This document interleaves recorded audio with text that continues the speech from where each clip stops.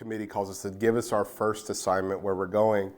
And me and my wife, Lindsay, we were sitting there, and we had the phone, and it was on speakerphone, and we're listening, and then it came time to tell us where we're going, and I said, they said, we're going to St. Patrick's, and I was like, in my mind, I was like, I had to stop for a second because I was unfamiliar. I've actually thought to myself, what's that?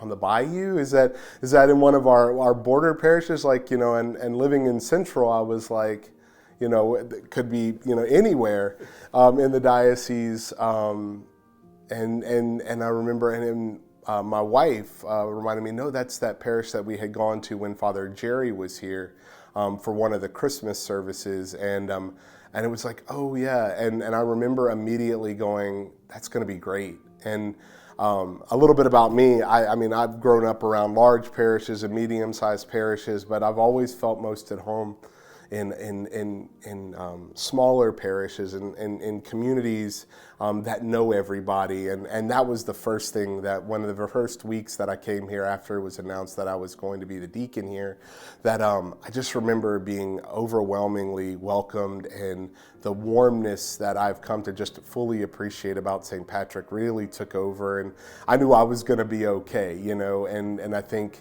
for that was my first impression being here and being welcomed here, was how amazing that the community is, and that it just, every person you talk to outside of the parish, that's just one of the most welcoming and one of the most warm, and it just feels like your home type parishes, and I have to agree, that's absolutely the beauty of our community here.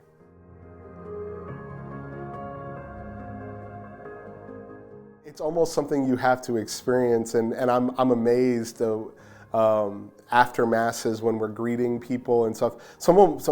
Even it happened this morning, but I mean, it happens where someone who has never been here will just come and shake your hand and say, "This was wonderful. This is something that I wasn't expecting. I either saw it was online, that this was the closest place to where I was, or I just happened to follow, or someone was invited me here." That it's just something that it just feels a little bit different here, and it's one of the beautiful things about the campus as well. Being in a neighborhood and being kind of isolated from the outside hustle and bustle, it almost feels like a retreat here. I know that as if on the day-to-day, whenever we're around the parish, sometimes I just go for a walk around, on the grounds, and having wonderful green spaces in different places here.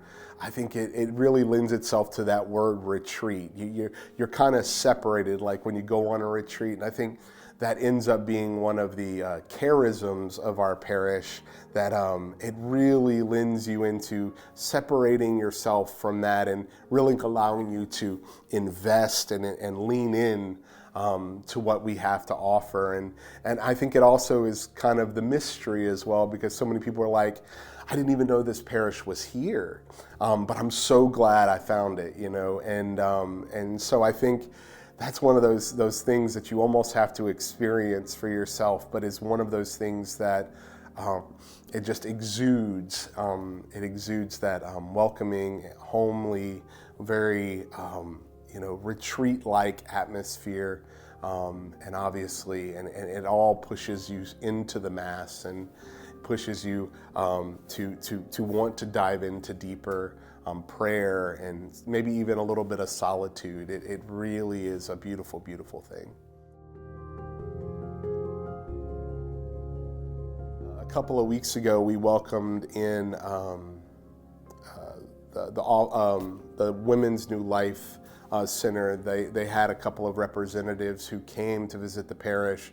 And one of the things that she said after she left, I had an opportunity to chat with her about her experience here, and she goes, St. Patrick, whenever we see it on paper, like you would think that St. Patrick's is one of the largest parishes in the diocese, but when you come here and realize that it's really a tight community, that it's a lot smaller than the parishes that are around us that you kind of stand in awe. And that's the generosity that I have come to know and love about St. Patrick, that if there is a need, St. Patrick responds in kind, like in kindness and generosity, but they respond. It's almost a badge of honor for the members of St. Patrick to really step up. If that's between our blood drives, like I said, the March for Life,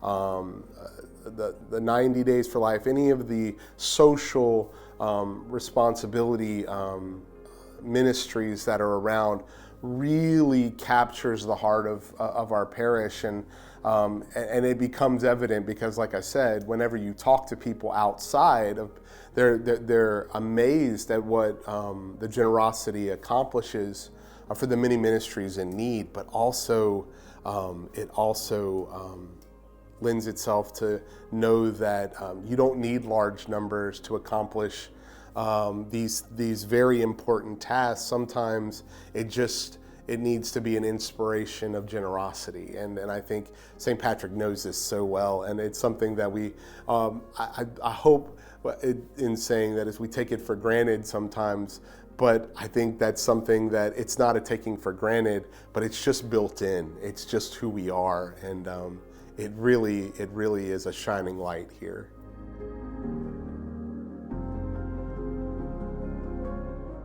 Continue to just be in awe of this place, for having coming in, not being a part of this community, and not really growing up in the Baton Rouge area, and to find myself here, and initially being assigned here and not knowing what, I just can't see myself being anywhere else. And I pray that the diocese and Jesus really continues to guide my steps here, and allows me to continue in ministry here, because it really has become such a good thing for me. It's become such a good thing for my family. It has been so good for me in ministry because it really lends itself to my heart, which is to be able to offer my ministry to people, knowing them by name, knowing them by face, knowing them by the community, because a lot of times in big parishes that doesn't happen. I hope that we never lose that sense of closeness, of just being so welcoming, the generosity, and I know it's not even a hope, because I know that that's who we are, and that's what we will continue to do for the next 50 and far longer, I'm sure.